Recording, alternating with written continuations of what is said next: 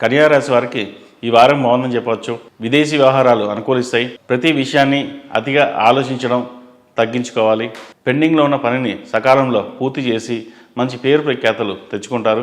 Government జాబ్లో ఉన్న వారికి పేరు ప్రఖ్యాతలు లభిస్తాయి. వ్యాపారస్తులకు ఈ వారం వ్యాపారం అంత అనుకూలంగా లేదని చెప్పవచ్చు. అయితే నిదానంగా వ్యాపారం పుంజుకుంటుంది. రియల్ ఎస్టేట్ వారికి అంతగా అనుకూలంగా లేదు. గ్రాసరీ స్టోర్స్ వారికి, పూజా సామాగ్రి వారికి, పత్తి వ్యాపారస్తులకు, నూనె వ్యాపారస్తులకు, జ్యువెలరీ, వస్త్ర వ్యాపారస్తులకు ఈ వారం బాగుందని చెప్పవచ్చు. H1B కోసం ప్రయత్నిస్తున్న వారికి కొంత ఆలస్యమయ్యే అవకాశం గోచరిస్తోంది. ఈ దేవి నవరాత్రుల్లో ప్రతిరోజు సాయంత్రం పూట అమ్మవారికి కుబేర కుంకుమతో అష్టోత్తర శతనామాలతో కుంకుమార్చన చేసినట్లయితే సకల దోషాలు పోయి అమ్మవారి ఆశీస్సులు పొందగలని మనవి.